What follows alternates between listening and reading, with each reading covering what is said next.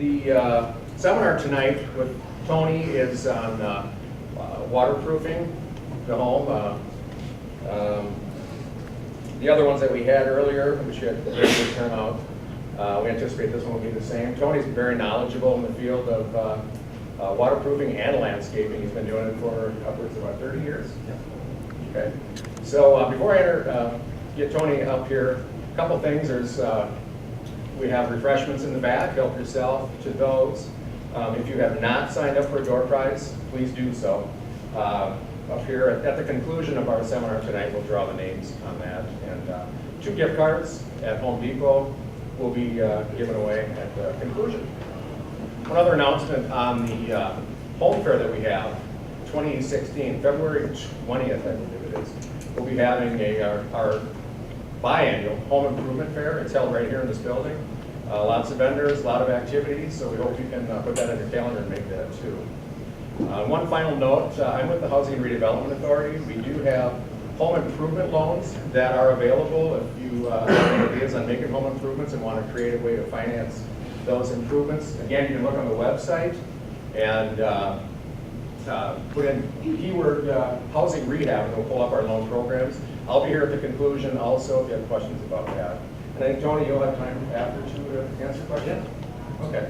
So with that, I'll introduce Tony. Tony Reich is with AAA Reich's Landscape and Waterproofing. As I mentioned, he's been in the business for up to 30 years, so he's very knowledgeable. He can answer any of your questions, I'm sure, and with that, I'll just turn it over to you. Thank you very much. Hello, I'm Tony Reich, Reich's Landscaping and Waterproofing, and I'm here today to talk to you about basement waterproofing. Probably most of you that are here have had some sort of an issue with water coming into your basement at one time or another. So we'll go over, the reasons why water goes into your basement and what can be done to prevent water from going into your basement.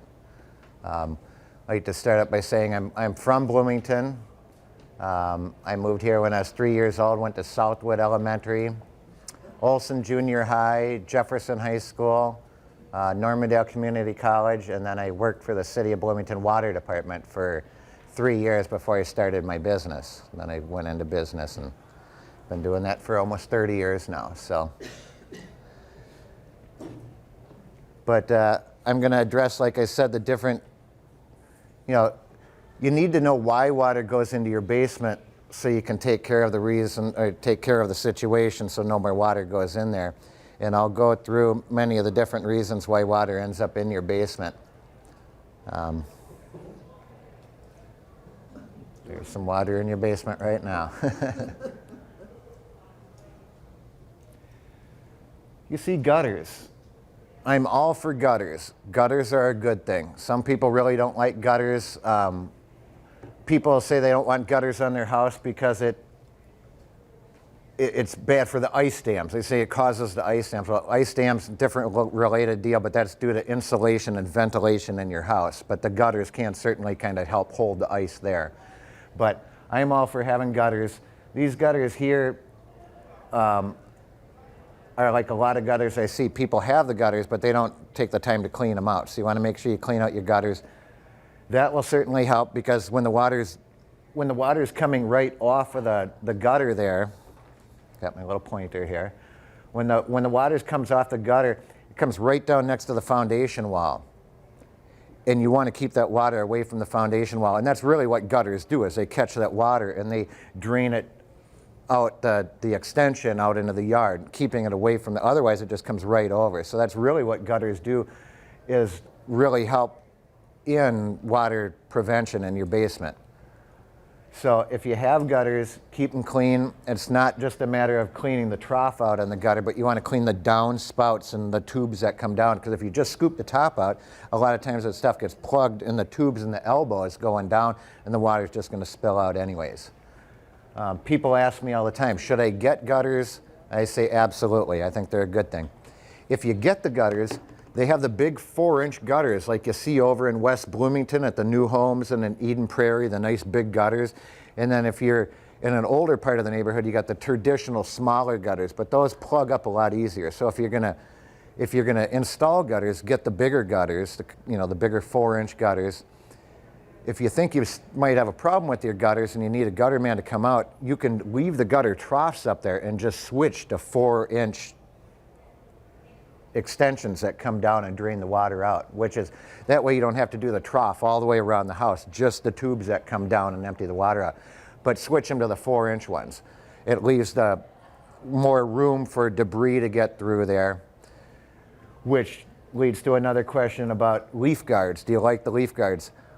I have the leaf guards in my house that are screened, and then there's like the gutter helmets that shed water over. But when you get a big downpour, I find that those gutter helmets tend to launch the water right off the roof because it's coming down so fast. It doesn't have time to curl around because they're designed for a slow to moderate rain, and it curls around and it dumps the leaves off and curls the water back into the gutter. But when you get those big downpours, it just shoots right off the side and comes right down over the top. So I like the gutter screens versus the gutter helmet. That's my own preference just from dealing with it through the years. What kind of a gutter screen are you talking about those mesh things? It's a mesh, yep. You think those are better? That's what I found. I put them on my house and I've had absolutely no problems with them. The only place that I had a problem with them, but I think everyone has a problem with them no matter what you have, is on your valleys. The leaves and the sticks and the acorns and everything get into those valleys, and it tends to just kind of plug up there. But it's not the screen's fault. So that's just my own preference, is because I talk to people and they say, I got the gutter helmets, but the water just launches right off. And I say, yeah, it's tough because they're all the way around the house and they're expensive. So, but gutters are important to have. What's that? Would you agree that doesn't happen with mesh? No, I have them on my house, and I would say it catches probably 90 to 95% of the water, but I still do get some that comes over the top because as it rains hard, it still will kind of wash over even the top of the screen, but it catches most of it. That's an exterior drain tile system. What they have here is a good grade away from the house, so I like that top part. You've got granular fill that goes in here, wash gravel around the pipe. You got a 4-inch pipe that goes to the drain tile, and usually a system like that will bring the drain tile back into the house to a sump pump, and then they pump it back out. It's similar to what's an interior system, but instead of busting up the concrete along the foundation of the inside of the house, the floor, and putting it in there, this is one that's on the outside of the house. This is not typically what we do. I've been doing it for 30 years, and if you're going to try to go all the way down to the footing, all the way around a house, the time to do that is when you're building your house, not after it's already up. So if you have an existing home, it's just not real feasible usually to do that because you would need to get a backhoe in there and dig it all up all the way down to the footing, which is over 8 feet deep, and then try to do all that. And at that point, you're really better off going with an indoor drain tile system. But I'll go through the other reasons why you should look at the outside of your house first before you decide I'm going to go with an indoor sump pump system, because an indoor sump pump system won't actually fix the problem. It lets the water in and then they pump the water back out. So the water goes in and they catch it on the inside of the house and then they pump it back out. So you're not actually fixing the problem, but you're catching the water and pumping it back out of the house. But like I said, as I go on here, I'll kind of explain what we can do from the outside of the house so you don't have to bust up the concrete floor and do that, and actually stop the water from coming into the house before it gets in there and you got to pump it back out. Drainage around the house, you see they got this landscape edging that's probably about 18 inches away from the foundation. And if you pulled all the mulch out of here, you'd find that that soil all goes back towards the house. And that's one of the biggest problems with water in the basement, is bad grading around the foundation of the house. You can find when you go into a house and you go into the basement and it has the hard water deposits on the wall, and you can find them along long stretches, but most people will find them right on the corners. A lot of people just in the corners of their house are just really bad, notorious for being bad. And a lot of that is poor drainage around where they have a gutter coming down, because a lot of the gutters will empty on corners. And if the water's coming right out of the gutter here, it's going to end up right back into your basement, because it's coming right out of here and coming right back in, because it's not being pushed away from the foundation walls. You'll also have, you can't really see anything on this one here, but quite often when we go around the foundation of a house and we pull out the mulch and the rock around the foundation, we'll find cracks. It can be just a crack in the block. It can be crack in a poured foundation. It could be a crack between the seams in the block. Sometimes it'll go down and it'll turn with the block and go down and turn, and you just see the separation. You can see it from the basement sometimes, but I see a lot of that on the outside of the house. What we'll do on that, in those circumstances, is excavate down and seal the wall with the waterproofing sheet membrane. We clean the wall off, we put a primer on the wall, and then we have a big sheet of the sheet membrane. We cut off a measured piece, put it on the wall, and seal it to it. And that seals up on the inside, or on the outside, excuse me, on the outside. Just so I don't forget, we do have an interior membrane that we use, usually in only certain circumstances. Usually the water can be controlled from outside the home, but I do have an interior, it's a water-based membrane that goes on. It's a two-part compound that we mix up with a high-speed mixer and apply it on the wall. It goes on like a thin concrete coating. Works really well. I've used it for probably 8 years now, and it's a water-based interior membrane that's different than like the dry lock paint. If anyone's ever tried dry lock paint in their basement, they find out it doesn't work. There's all these guarantees on the paint can, you put it on and the water still comes in. It's not really meant to hold water out like they advertise it. The interior membrane that I use, I get from my waterproofing wholesaler, and they've used it on the big concrete holding tanks that they hold water in. It's, you know, it seems like in Minnesota we all got the what do you call them? The water towers. But some other states and whatnot they have them in big bins, and they actually use this waterproofing membrane to hold that water in there. Otherwise it leaches through the concrete. But we do have some things that we can do from inside. This is kind of a illustration of what was showed on the one before. You got a gutter coming out, you got poor drainage around it, and then that water comes right out of the gutter. It can't get away from the foundation walls, so it gets trapped right in next to it. And gravity is going to pull it down every time. The water will never run uphill and get away from your house if you got bad drainage around it. It goes in, it gets squeezed in between because there's dirt in here, and that water's trapped in there. When it goes down, it hits the footing at the base of the wall and squeezes in underneath. Or it can come through cracks or holes in the wall. Most of the time when somebody says, I have a spot, it's really bad, this is where the water comes in, we dig down, we usually find some sort of a crack or a hole that needs to be fixed. Not always, but that's usually the case.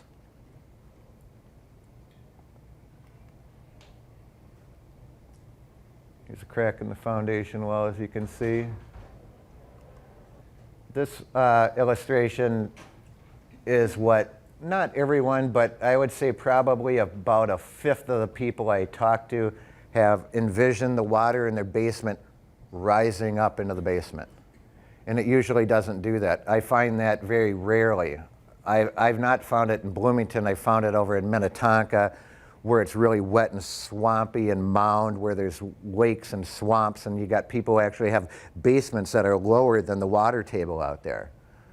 But I found in Bloomington, Edina, and most places, you don't have that problem. You'd know you have that problem when you have water coming in an equal distance around your house all the way around the perimeter, because when water rises, it doesn't rise like this. So it won't just come up on one corner or one side of your house. It would come up equally on all four sides at the same time. So you'd have a perimeter around your basement where water would come in, and you could see that you're on a high water table because you can see where it's risen up.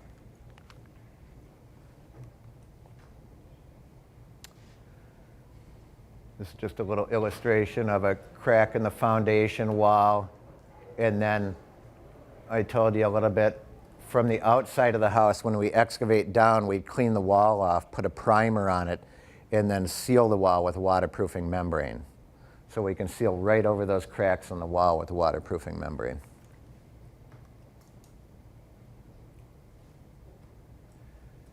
You got mold that can grow in the house. That's usually everyone's number one concern of having some sort of black mold or something growing in the house. I'm not a mold expert, but I just know it's bad and you don't want it in your house. So people have asked me, what can you do about the mold? Do I just use a bleach solution? And I've heard mixed different things about it. I don't do any mold abatement or anything like that.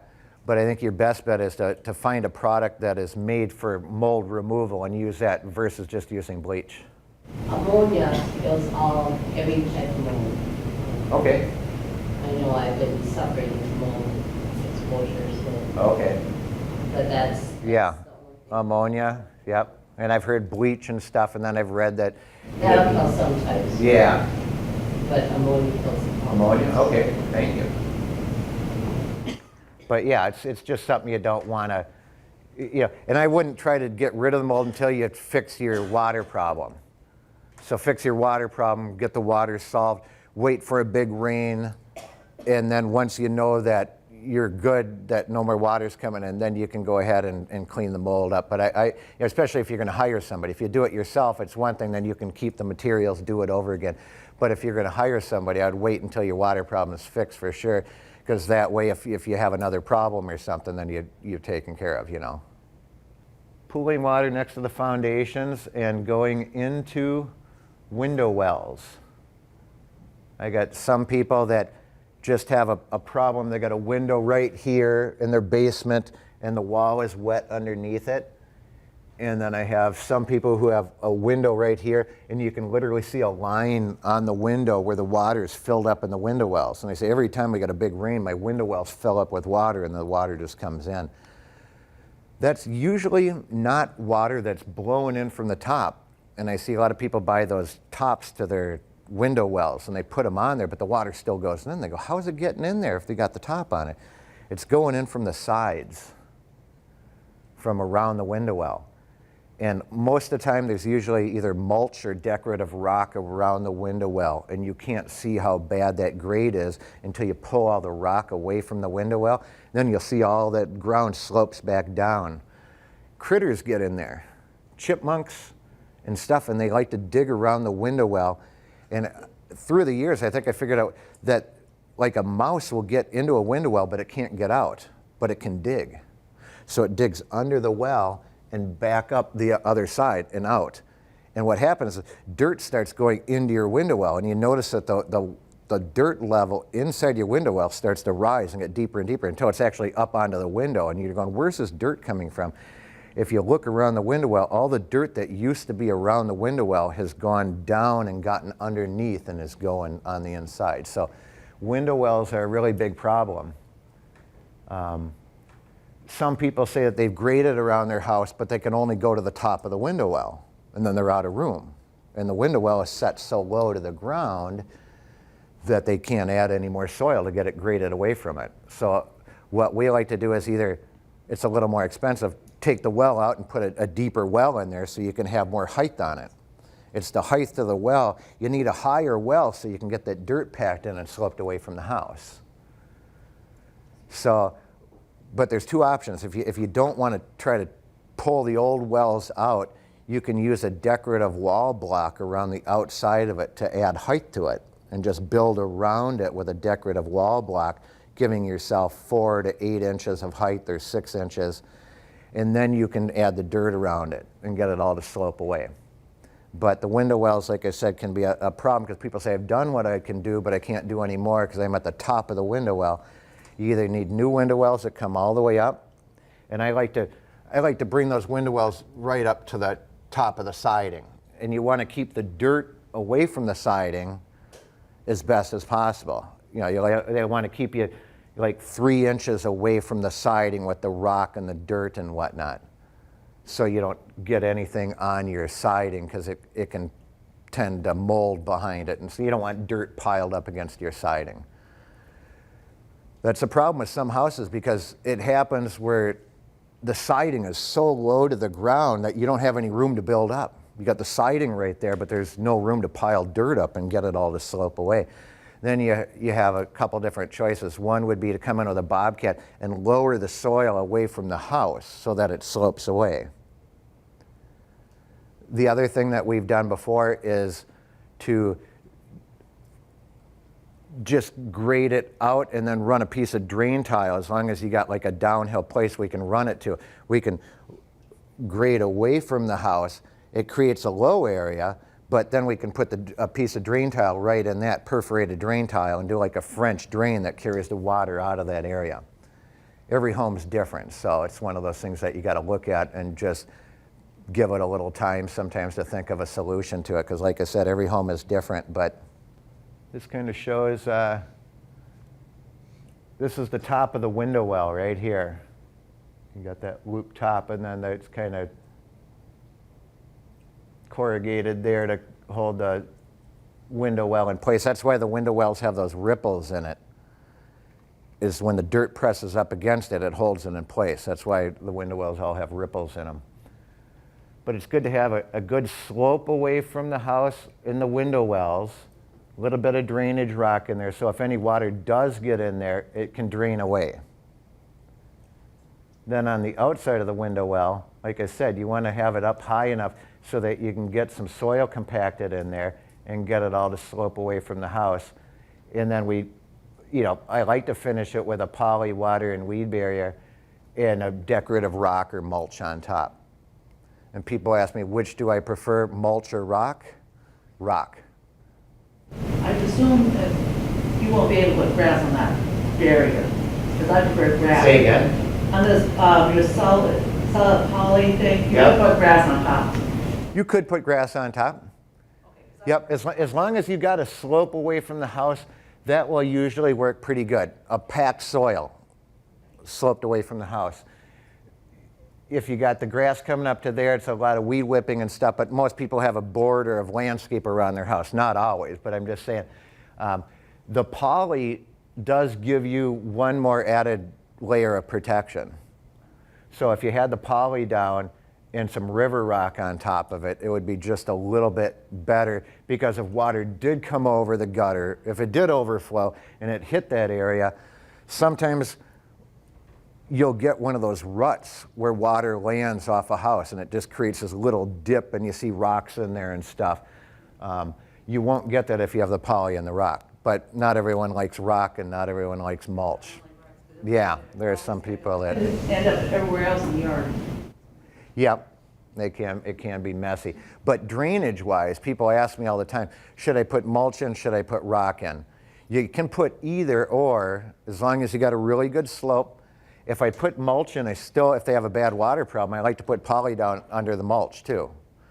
Now, some people say, why not fabric? Well, the fabric lets the water through. And these people got water issues. They're trying to keep water out of their basement. So that's what regular landscapers say you don't put poly under mulch, you put fabric or nothing under it, and I agree with that. But if you got a water problem, you want to keep water out of your basement, just having that poly in there, bringing it all the way out. If it ends up dumping in there, at least it's going to ride that plastic out and away from the foundation. So, but like I said, I do prefer some sort of rock on top, but if you just can't stand the rock, go with the mulch, and you'll probably be all right.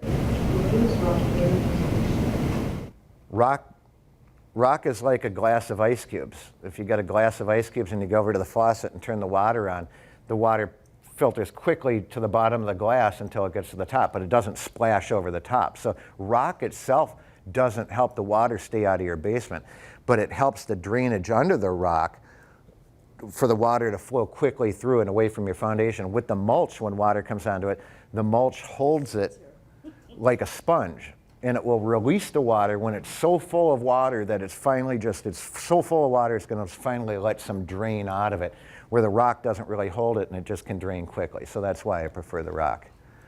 But the rock's a lot tougher. It's more expensive and it's a lot more work. But as far as we just did some work at a house in Richfield, and they had a water issue, and the person said, mulch or rock? I mean, it's totally up to you to decide. And I said, best drainage is going to be river rock. I mean, that's what I said, the river rock. Otherwise, if you really don't want to do it, we'll do the mulch. But if you want to do the best drainage, I think the rock is the way to go. It kind of just goes through what I just said there. You got compactable soils 4 to 6 feet away from the foundation. If you don't have that much room, just use the room that you do got as best as you can. If you only had 3 feet, if you only had from here to there, just get it packed in and sloped away in that area. And it's worth going.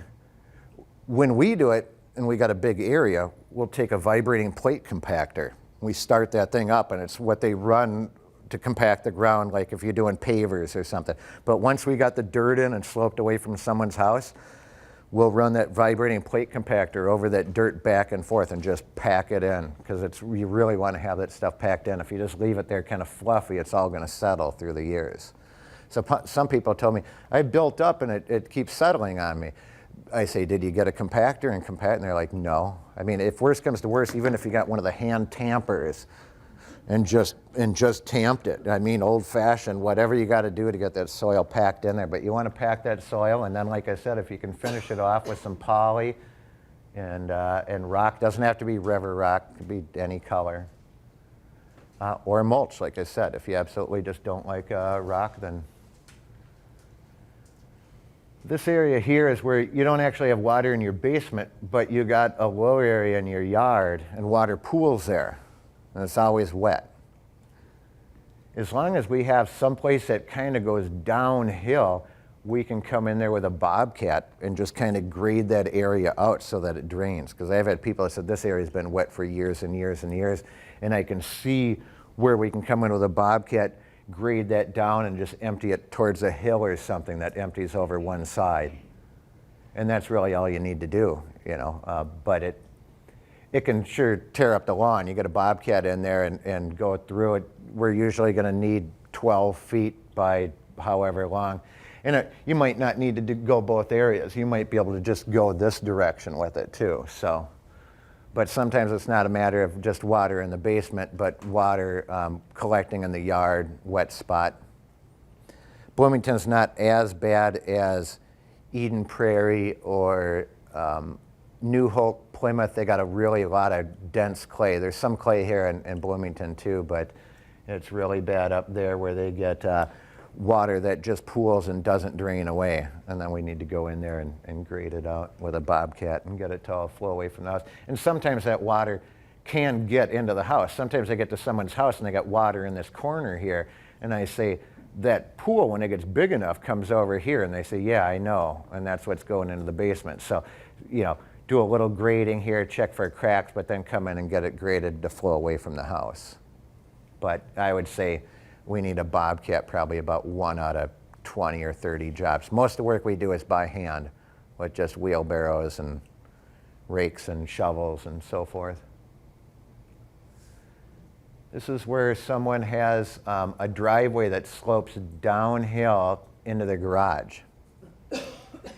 And I see that several times a year, and they got water that just goes right into the garage, and we can install a channel drain along there. You get a concrete saw, asphalt saw, and you cut out a section of the driveway, and then this channel drain sits about that high, 6 inches high, and they come in 10-foot sections, and you can just install them right level with whatever the paved area is.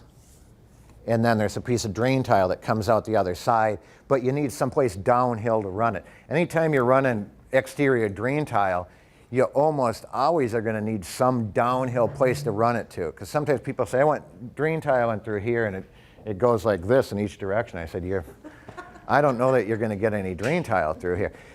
sometimes you can rent a machine and dig a really deep trench, you know, but it gets very expensive and whatnot. So, but the main thing is that if you're going to run some sort of a channel drain or exterior drain tile, you are almost always going to need some sort of a downhill outlet. So if you're ever thinking of running drain tile, it's going to be really tough to run it uphill because you're going to have to go deeper and deeper because that drain tile, everything it's gravity fed, so it has to go downhill.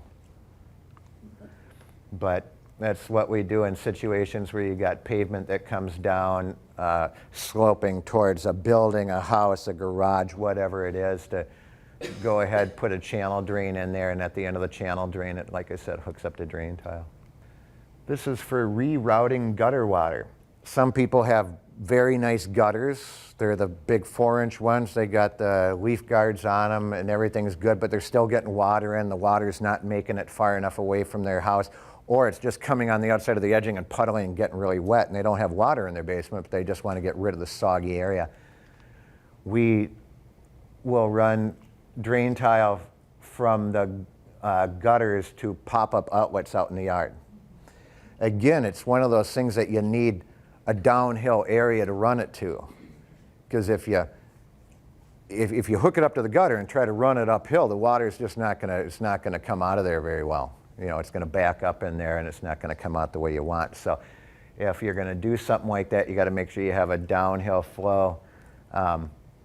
Sometimes you don't have to run gutters very far. You can join two together in a Y unit and run them out. But they sell it at any Home Depot or Menards or Lowe's, what they call a pop-up emitter, and that fits on the end of the drain tile, and that's where the water comes out.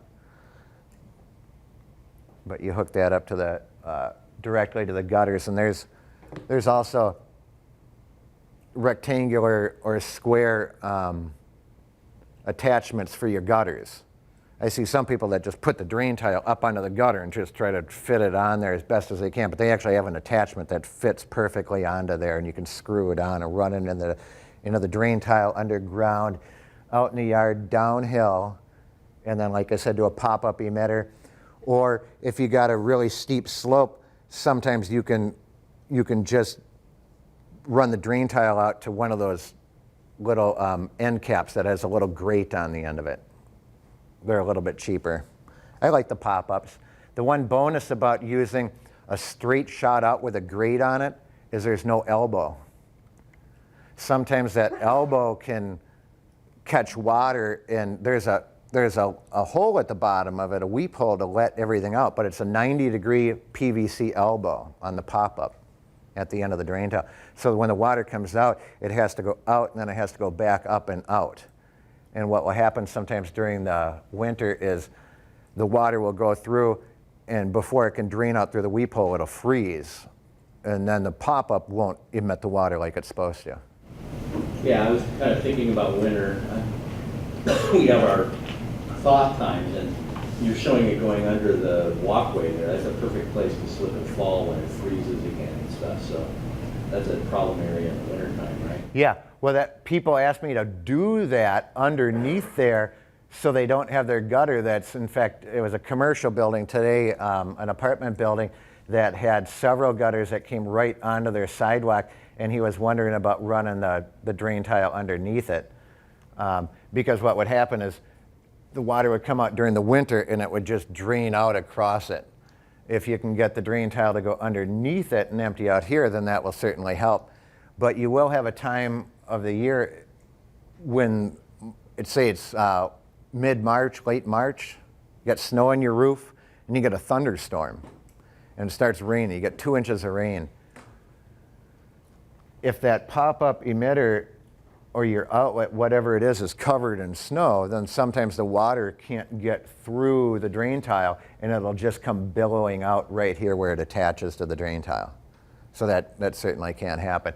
Then usually at least your water is kind of right here and not so much on a walkway if you were trying to prevent the water from being on the walkway. Now it's on your foundation, and Yeah. and you could have it freeze and crack. It does have its limitations, that's for sure. And that's what I try to tell people if they ask me, can you hook up my gutters to drain tile? I tell them we can do that, but it does have limitations during the winter. You know, you do have, but I would say I've had maybe 5 phone calls in 30 years from people who said they actually got a problem with it, and I go out and take a look at it, and I say, you need to uncover that pop-up and let the water out, you know. But it is one of those things, like I said, that can happen during the winter. Well, I was gonna say, you could have the same, or I have the same problem with just downspouts in the winter. They get covered with snow, when we have a warm day, it starts melting, and it's got no place to go. And then it kind of just comes down next to the foundation, Yeah. and completely painted out. Same thing happened to me. I have, on my house, I got 4 gutter outlets. So there's 4 corners. I have 3 of them hooked up to drain tile, to pop-ups. And even I get it where it's plugged up and the water's billowing out next to the foundation. I don't have any water in my basement, but I decided I like to have that for the summertime anyways.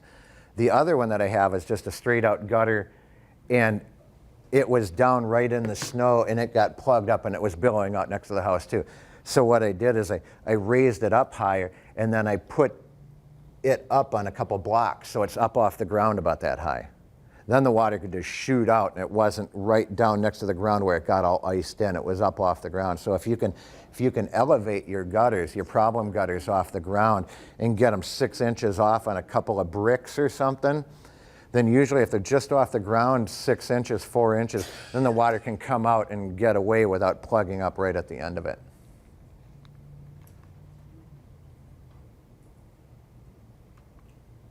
And that was all of it for what we have on display there, and I'm open for questions if people have them. What do you suggest? A couple valleys, leave gutters right as the water shoots over the valley, or, you know, over the... The gutter guys can usually put some sort of a metal shield on there.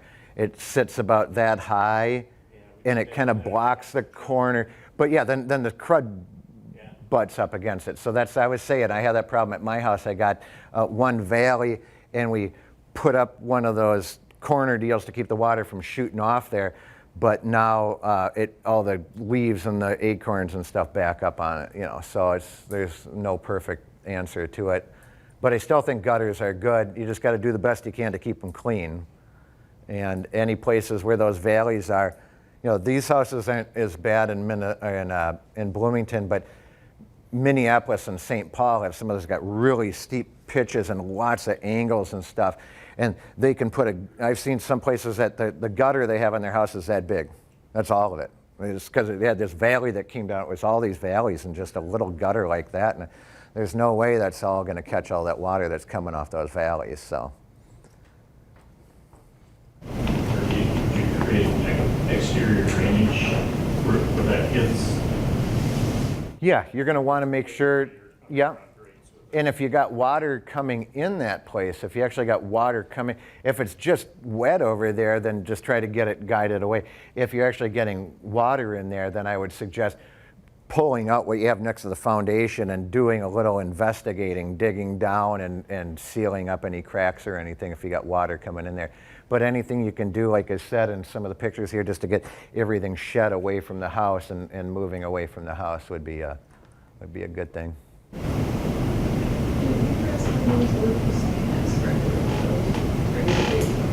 Egress, did you say? Egress, yeah. Egress windows are, you know, right in line with the window wells that I showed earlier. I got a lot of people who said, I got water in my egress window well, nowhere else but right there. Again, it has to do with what's around the outside perimeter of your egress window well, and egress window wells are notorious for being too low to the ground. Like I told you, you want them to kind of come up near the siding, but you got the ground right here, and then the egress well comes just right up level with it, where there's no room, and of course that's a whole lot tougher than one of those little steel window wells to replace, you know. But if it's timber, you can add more timbers around it. If it's a metal one, you can still do, like I said with the small ones, is add some decorative block around the outside, like a keystone garden wall block or something like that around the outside, but that'll give you the height. So, but egress window wells are a big problem area for people too. Rain barrels are okay. Just you got to make sure that you empty them, because I see some people, the rain barrel's completely full and then the water's just billowing out. They say, oh yeah, I've never emptied the barrel, you know. You had a question, ma'am? Yes, I have 5 of those downspouts. Yep. 2 go down a hill, that's on the side of the house. One that goes down the driveway, I don't worry about that. But I got one of those things coming downspouts, I have at least about 3 feet to 4 feet from the house. Is that, because I saw it was 18. What's You know that close to the house? No, it's that close to the house, the thing I put on the elbow to go out into the yard, the shortest one is 3 feet, and that's on the side of the house at the hill. So it goes down the hill, so I'm not worried about that. But I got 2 that on the back of the house, it's flat line, flat yard. And it goes out more like 4 to 6 feet. Is that far enough? Because I had no water in it. Yeah, if you're not getting water in the basement, then it probably is far enough. But you know, as far out as you can get them is good. But no one really wants a 10-foot extension out in their yard, you know. So if you can get by with as short as you can, and you're not getting water in your basement, then I think you're okay. But there's no, you know, absolute length that you need it to. You know, I'd say 3 feet is definitely the shortest, because I see some people that got these extensions that comes right down to the elbow and goes that far, and I'm like, it's just coming out right there, you know. So When they go out into the yard, they sit on a brick, so they're, you know, a little off the Yeah. ground. But I can take them off. yeah, well, the further the better. Okay, because I take them off during the wintertime, because I'm not gonna sit there and, because I sometimes get the ice out of the downspout. I'm not gonna keep those extensions on Yeah. in the winter, and I take those out. What's your rule of thumb? You may have covered it already, for like, you're talking about the gutters, the drain tile. What's the rule of thumb for pitch? As far as the gutter No, for the drain tile. for the drain tile, I guess it depends on what the, you know, if you got a 10-foot section, you want at least a 1-inch drop over it. So I like a nice drop to it. So if I'm going 50 feet, if I can get at least a good 5-inch drop over 50 feet, that's good. If I can do it better than that, I would certainly take it a little bit deeper. I want the water to roll as fast away as possible. The less of a grade away, the more you could have a possibility of silt settling in there and stuff like that. So I like to have as good of a pitch away as possible. But sometimes you get to a yard that's just relatively flat. It only has so much of a pitch. So, you know, like I said, at least an inch per 10 feet. You also talked about ice in the wintertime. Yep. And water discharge. How about debris? What do you do for keeping debris out of the ground? For a drain tile system like that? Well, if it's coming from the gutters, then the leaf guard should take care of most of that. If you got leaf guards on, there's not going to be too much stuff going into your gutters and down into there. The pop-up emitters that I talked about have a green cover on them. They're not screwed on, but they just fit snug. So if you grab a hold of them and give them a twist left and right, they pop right off, and then you're looking right down into the bottom of the PVC, and you can reach right in and pull out anything right out of there. Just scoop it right out and get rid of it. If you do suspect the water table being an issue, can you or would you bore a hole next to the foundation to find out where the water table is? I've never done that. I guess one thing you could tap into, I've had some people say, we poked a hole here and now water just comes squirting through all the time. And I say, yeah, you shouldn't have poked a hole there. So, but, you know, I think if you really actually have groundwater problem with water rising up, like I said, usually it would kind of run around the whole perimeter of your house, because water doesn't come up left or right. When it rises equally. And if you actually have that type of a problem, I call like an indoor drain tile system, because at that point, then you need a sump pump. But I think 90% of all the water problems I've seen could be cured by just working from the outside of the house, digging down, sealing the cracks with the membrane, doing drain tile systems on the exterior, and then just getting a good grade away from the house. But if you do end up, there's times where I go to somebody's house and like I said, around the perimeter, I see the water, and they say during the winter, in January, water comes in. I say that's a real clue. If you don't have any leaking during midwinter and stuff, then it probably isn't groundwater. But if you got water coming in January, February, when the ground is frozen solid and you got water coming in, then you might have a high water table. It's not impossible. I find it rare. I just find it very rare. And there's certain parts of town, like I said, out west by Lake Minnetonka and Mound, where it's a lot wetter over there. But I've gone to people's homes, seen it, and said, you better try Standard Water Control as a company. If you want to do an indoor drain tile system, I always recommend Standard Water Control. But they do a sump pump. They'll go in and bust up the concrete and do a sump pump system and patch it all back in, and they do really good work.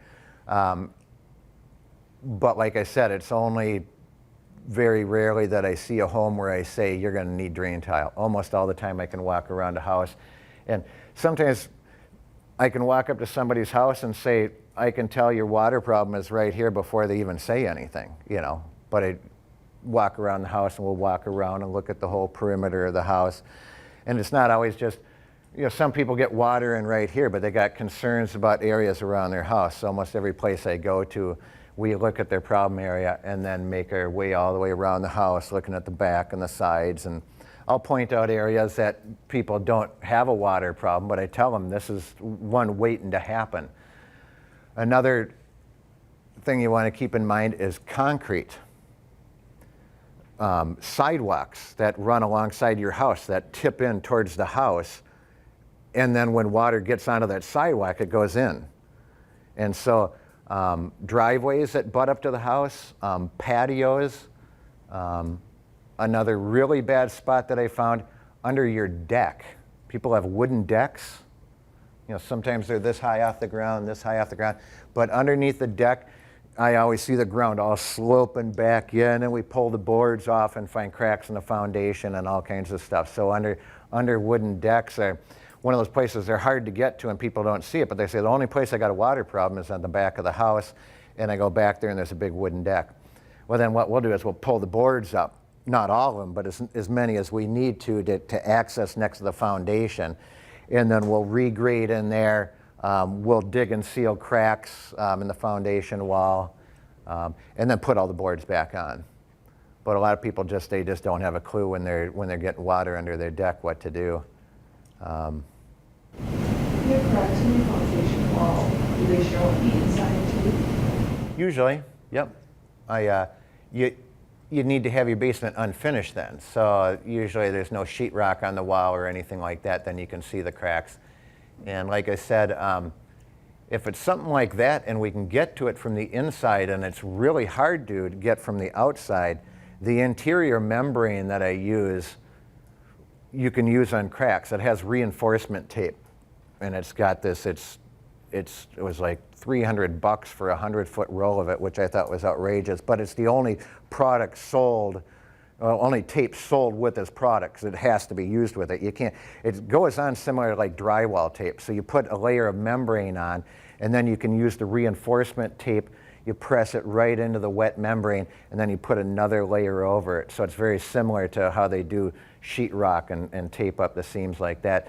But this tape that they use is a special, I don't know what it's made of, but it's a special type of fiber, and it goes on what they call cold seams, where you have two things of concrete that weren't poured together. That would be a cold seam. So you can use that interior membrane on the cold seams, or if you got a crack coming down the wall, that crack can be sealed with the interior membrane and the reinforcement tape. Something when you're talking about compact soil, can you just use any kind of bag of soil from a home store? No, I go to a wholesaler and get it in a truckload. So it's a special type of soil? Yeah, yeah. So And if you can get one with a little more clay content, and it's a good thing.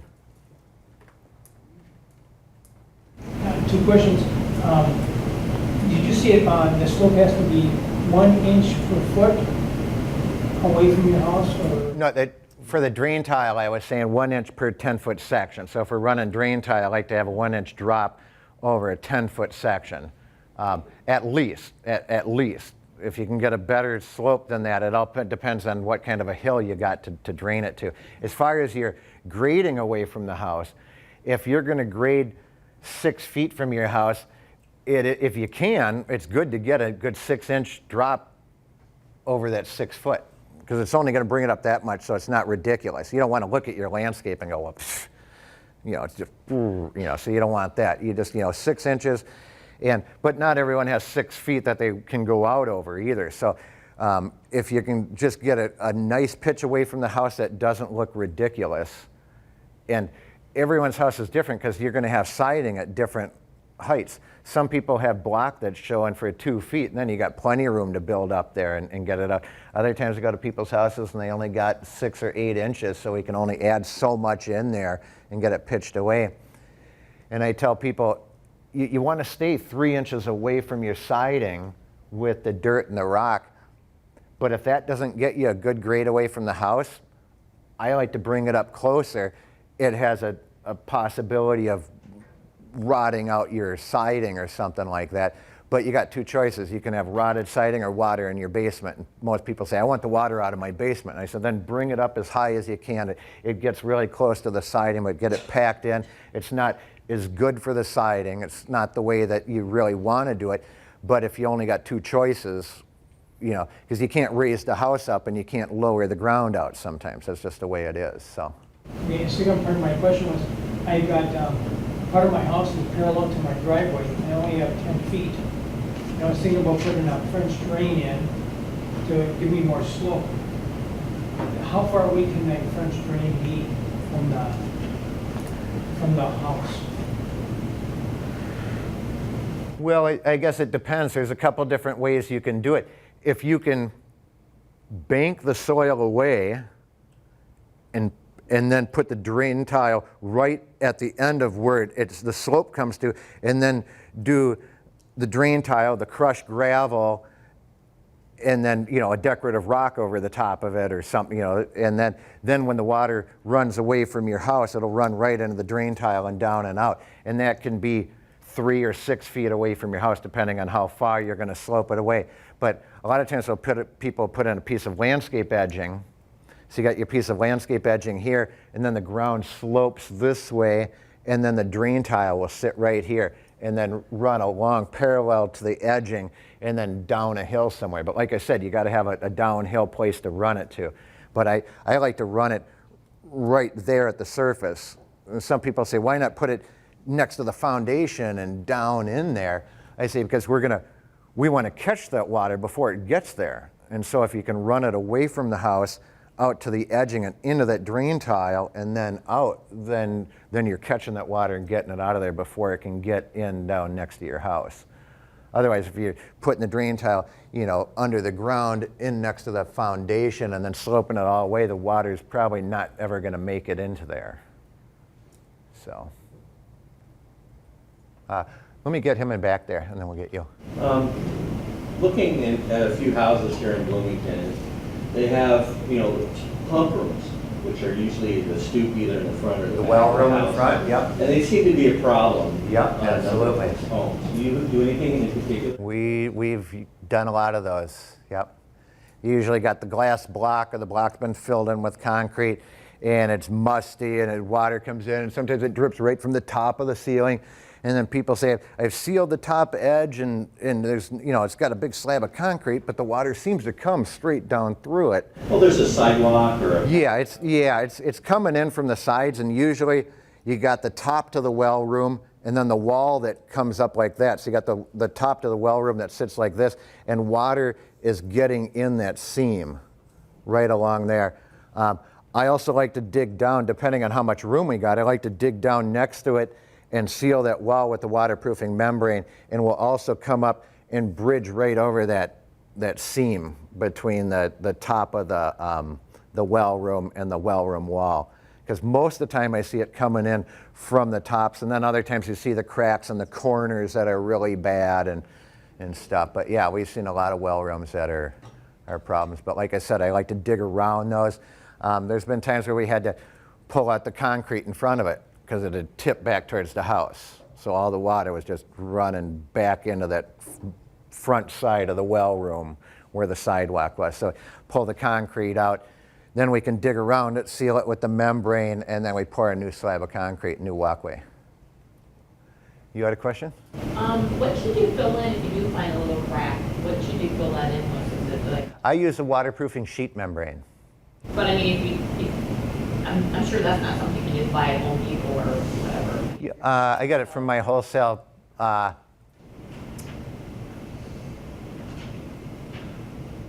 don't know if just any caulking or anything would work on an outside crack. I've never used anything like that. I've just used a waterproofing membrane. So I don't know for sure if you could use something like that. I guess the homes that I've gone to where they've tried to use something like that, it starts pulling back out of the crack and it starts falling out. So I haven't seen, but I guess the people that have had luck with it don't call me. It's the people that don't have luck with it that call me and I go, well, that's it, it's coming out of the crack there. So that could be part of it.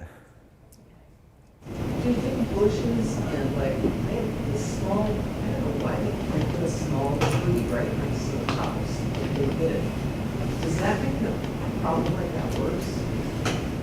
People wonder, do the bushes help suck up the water? Should I plant bushes around? They'll suck up the water. I want to have a wet basement. And I say, no, that won't help you at all.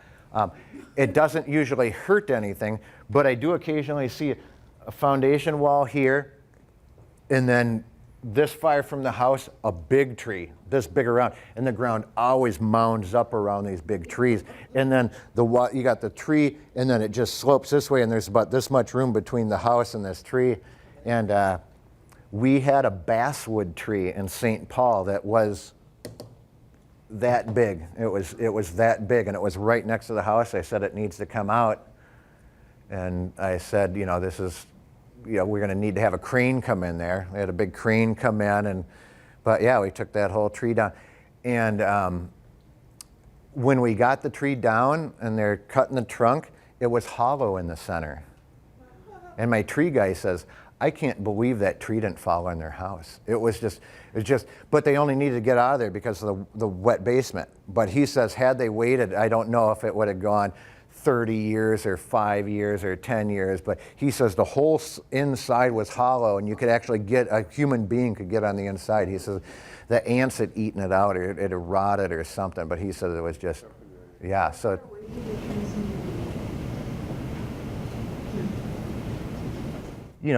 When I'm doing landscaping and stuff, I'll do some ornamental trees somewhat near the house, off a corner of a house, just to highlight the corner. Like a dwarf Korean lilac tree, the little pom-pom trees, you see the dwarf Korean trees that kind of come up and they got a little top on them. But I wouldn't put anything really big next to the house. So, if you're talking a shade tree, I'd say a good 20, 30 feet off. If it's a crab tree, you're still going to want to get it 15, 20 feet because those crab trees get pretty big. If it's an ornamental lilac or a hydrangea tree or something that's only going to get 10, 15 feet, then you can put those even right off the corner of your sidewalk where it goes out and takes a turn that way. Put one right there. Or you got a house with a retaining wall on the corner and it kind of loops around like that, you can put a small ornamental tree right out there. But keep anything like that that's going to get big away from your house because you don't want the wind blowing and the branches growing in it. But a lot of times people say, yeah, I planted that tree 15 years ago and I wasn't thinking when I planted it because now it's all growing into my house, We about done? Got another last question here? So thanks for scheduling this just after the massive storm we had, because that was very timely. Anyway, I have a storm window, or a basement window, just one of the sill windows that you have near your typical window well. And during the last storm, I had water flowing like a river through the wood frame of that window, which is next to a well room. And we knew we had water coming in around that area. I didn't know it was coming in through the window. I thought it was coming up from under the concrete. So I'm wondering if, obviously the window badly needs to be replaced. And I was able to duct tape my way to a partial solution for the time being. But Do you think that the window well needs to be dug out further? There may be a grading issue there that obviously could be addressed. But Yeah, what you- would you suggest as far as dealing with the window well compared to? Yeah, like I said, you want to make sure you got enough height on the window well and enough dirt packed in around it and sloping away. Make sure that there are no critter holes around it, because a lot of times you will find chipmunk holes and stuff going right down next to it, right where it butts up to the house. But if you go into the well and dig that soil out, and then like I said, if you can get it pitched away from the house, you don't have to put any rock in there, but at the very least kind of get it pitched away from the house, so if some water does get in there, at least it's pushed as far away from it as it can be. But it is trapped in there, and that's kind of a tough spot. So You don't need to go really deep with any sort of loose rock or gravel. no, if you dig it down, it's just going to fill up with air. Some people put the rock in there, but you don't necessarily need it. It's just if you got to hop in there or do something, then you don't have that void that's there. The rock just kind of fills up that space. So it doesn't look as deep, but you still got the space. One last question.